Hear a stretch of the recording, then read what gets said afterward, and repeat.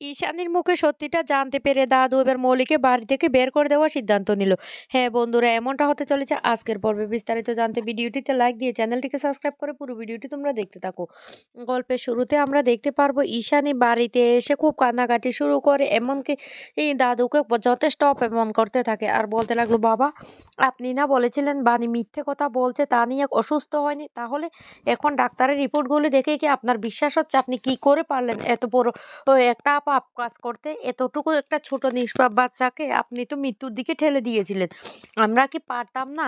পারতাম না আমরা কি ওই তানিয়ার পাশে দাঁড়াতাম? তখন দাদু কান্না করে বলতে লাগলো, বিশ্বাস করো আমার যথেষ্ট ভুল হয়ে গেছে। আমি ভুল করেছি। এদিকে পিনাকে ঈশানীকে বলতে লাগলো, তুমি আর কোনো কথা বলো না প্লিজ। ঈশানী তখন বলতে লাগলো, না আজকে আমাকে বলতেই হবে। আমাকে আমাকে অনেক কষ্ট পেতে হয়েছে, আমাদের পরিবারের সবাইকেও কষ্ট পেতে হয়েছে ওই তানিয়ার জন্য। আমরা কত বড় জঘন্য একটা অপরাধ করতে যাচ্ছিলাম। একটা ছোট নিষ্পাপ শিশু কে মৃত্যুর হাত থেকে বাঁচিয়ে দিয়েছে স্বয়ং ভগবান। আসলে বাবা আপনি না বলেছেন বানি একজন পাপী। আসলে বানি পাপী না। বানি যদি পাপী হতো তাহলে হাসপাতালে হঠাৎ করে কোনো এক অজ্ঞাত লোক এসে এতগুলো টাকা কি করে জমা দিয়ে গেল? আর আমরা ওর কাছের লোক হয়েও কিছু করতে পারলাম না। আজকে যদি তানিয়ার কিছু হয়ে যেত তাহলে এই সাথীর চোখের জলে আমরা সবাই শেষ হয়ে যেতাম। কারণ এরকম একটা নিষ্পাপ শিশু হত্যার পাপের হাত থেকে আমরা বেঁচে গিয়েছি। তখনই দাদু বলতে লাগলো, একদম ঠিক কথা বলেছো বৌমা। আমিও যথেষ্ট অন্যায় করেছি। ছি, ছি, ছি, ছি, ছি, ছি, ছি। আমার নিজের কাছে নিজেকে লজ্জা লাগছে। আমি কি করেছি? একটা নিষ্পাপ শিশুকে আমি মেরে ফেলতে চেয়েছিলাম। আমি এতটা অন্ধ হয়ে গিয়েছিলাম। আমাকে অর্থ এতটা মোহ করে দিয়েছে যে আমি কিছুই দেখতে পাইনি। এদিকে হঠাৎ করে নয়নতারা দেবী মৌলিকে বলতে লাগলো, মৌলি সর্বনাশ হয়ে গেছে। ওই বুড়োটার তো মনটা গলে গিয়েছে। এবার কি হবে? অন্যদিকে ঈশানী বলতে লাগলো, বাবা আমিও কিন্তু আপনাকে অনেক কটু কথা শুনিয়েছি রাগের মাথায়।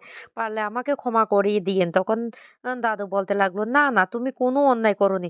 কেন তুমি অন্যায় করবে? যেটা সত্যি কথা সেটাই তো তুমি আমাকে বলেছো। অন্যায় যা করার আমি করেছি। এদিকে মৌলি বলতে লাগলো, জ্ঞানী এটা আমি কিছুতে হতে দেব না। কিছুতেই হতে দেব না। আমি না ওই দোলের দিন রক্তের বন্যা বইয়ে দেব দরকার পড়লে। তারপরও আমি কিছুতেই ওদেরকে আমে দুধে গড়াগড়ি খেতে দেব না। এই কথাটা বললেই তখন নয়নতারা বলতে লাগলো, "কি করবে, কি করবে দিদিভাই?" তখন বলতে লাগলো, "দেখো না আমি এখন কি করি?" এদিকে দাদু ঈশানীর হাত ধরে বলতে লাগলো, "আমাকে বানির কাছে ক্ষমা চাইতে হবে। আমাকে বানির কাছে যেতে হবে। ওই তানিয়ার সাথে আমাকে দেখা করতে হবে।"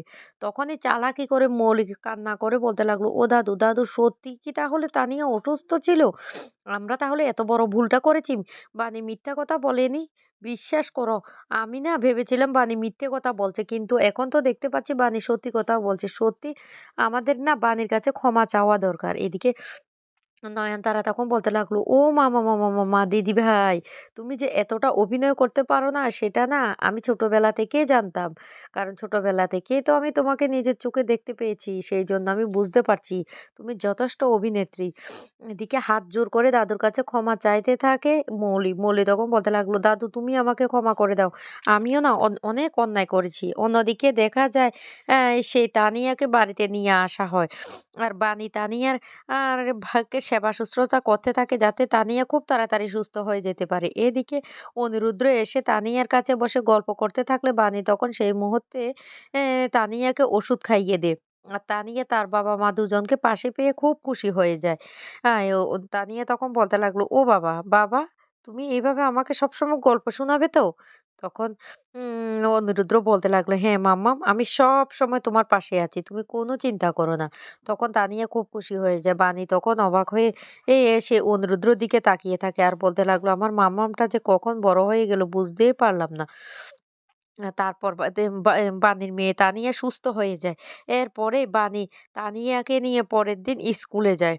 কারণ তানিয়াদের স্কুলে না একটা অ্যানুয়াল ফাংশন আছে। আর সেখানে সবাইকে নাকি পুরস্কার করা হবে। আর সেখানে তানিয়াকে নিয়ে বানি স্কুলে চলে যায়। আর গিয়ে দেখতে পায় খুব সুন্দর করে সেটাখানে সাজিয়েছে। এদিকে মৌলি আর বিদ্যুৎও সেখানে চলে আসে। মৌলি তখন বলতে লাগলো, "এবারের কাজটা কিন্তু ভালোভাবে করতে হবে। বুঝতে পেরেছো?" বিদ্যুৎ তখন বলতে লাগলো, ঠিক আছে এত জ্ঞান দিতে হবে না। আমি বলছি তো আমি করতে পারবো।" তখন মৌলি বলতে লাগলো, "ঠিক আছে আমি তাহলে এখন এখান থেকে চলে যাচ্ছি।" এদিকে অ্যানুয়াল ফাংশন শুরু হয়ে যায়। বানি তার মেয়েকে নিয়ে যখন স্কুলে আসে তখন অন তানিয়ার ফ্রেন্ডরা বলতে লাগলো, "এই তানিয়া, তানিয়া তোর বাবা আসবে না?" তানিয়া তখন বলতে লাগলো, "ওমা! বাবা আসবে না?" কিন্তু বানি কোনো কথাই বলে না। তখন তানিয়া বলতে লাগলো, "বাবা না কাজে ব্যস্ত হয়ে গেছে। বাবা আসবে। বাবার কাজ শেষ হয়ে গেলে বাবা আসবে। ঠিক সময় মতো বাবা চলে আসবে।" তারপর তানিয়া বলতে লাগলো, "ওমা! আমার খিদে পেয়েছে। আমাকে খাবারটা খাইয়ে দাও।" তখন বানি যখন তানিয়াকে খাবারটা খাইয়ে দিতে যায় তখন তার ফ্রেন্ডরাও তানিয়ার খাবারটা দেখে বলতে লাগলো, "আমরাও খাবো।" "এটা কি খাবার?" বানি তখন বলতে লাগলো, "এটা চিড়ের পোলাও।" এদিকে হঠাৎ করে দেখতে পায় বিদ্যুৎ দূরে দাঁড়িয়ে আছে। বিদ্যুৎকে দেখে বানি তখন রেগে যায়। আর বলতে লাগলো, "ও এখানে কি করছে? ও এখানে কেন আসলো?" এই বলে বিদ্যুতের কাছে গিয়ে বলতে লাগলো, "বিদ্যুৎ, এই বিদ্যুৎ, এখানে তুই কেন এসেছিস?" বিদ্যুৎ তখন বলতে লাগলো, "কেন এসেছি বুঝতে পারছিস না? আর তো বেশি দিন নেই। মাস গড়িয়ে শেষ হওয়ার পথে। এবার তো আমার মেয়েটাকে আমার কাছে যেতে হবে।" তখনই বানি রেগে যায় আর বলতে লাগলো, "শোন আমি তোকে একটা কথা বলে রাখি। আমার মেয়েকে আমি তোর কাছে যেতে দেবো না। তোর কাছে গিয়ে আমার মেয়ে শেষ পর্যন্ত মৃত্যুর সাথে পাঞ্জা লড়ে কোনরকম বেঁচে ফিরেছে। এবার যদি তুই আমার মেয়ের দিকে হাত বাড়াস না তাহলে আমি কিন্তু তোকে খুন করে ফেলবো।" যা শুনে বিদ্যুৎ তখন চমকে যায়। এদিকে বানি তখন এসে মাম্মামকে খাবারটা খাইয়ে দিতে থাকে তার ফ্রেন্ডে। কিন্তু ফ্রেন্ডের মারা এসে তখন বানিকে যথেষ্ট অপমান করতে থাকে, এসব খাবার কেন তাদের বাচ্চাকে খাওয়াচ্ছে। কিন্তু বাচ্চারা তখন বলতে লাগলো, "আন্টির খাবারটা আমাদের খুব ভালো লেগেছে। খুব দারুণ হয়েছে। আন্টি আমাদেরকে আরেকটু খাবার খাইয়ে দাও।" এরপরে শুরু হয়ে যায় অ্যানুয়াল ফাংশনের সেই প্রতিযোগিতা। আর একে, একে সমস্ত যারা ভালো রেজাল্ট করেছে সবাইকে পুরস্কৃত করতে থাকে। এদিকেও বিদ্যুৎও দাঁড়িয়ে সেটা দেখতে থাকে। আর তার মধ্যে বানীর মেয়ে অসুস্থতার মধ্যেও পরীক্ষা দিয়ে ১ম স্থান অধিকার করেছে সেই কথাটা ঘোষণা করে স্কুলের ম্যাডাম। আর বলতে লাগলো, "আমাদের ছোট্ট তানিয়া এতটুকু অসুস্থ হওয়ার পরও উম ক্লাসে সে ১ম হয়েছে। তাই আমরা তাকে পুরস্কৃত করতে চাই।" তখন তানিয়ার মা খুব খুশি হয়ে যায়। এদিকে তানিয়া বলতে লাগলো, "দেখেছো মা, আমি না ভালো রেজাল্ট করেছি।" তখন বলতে লাগলো, "আমি জানি তো আমার মাম্মাম খুব ভালো। আমার মাম্মাম সবকিছু ভালোভাবে মন দিয়ে করে।"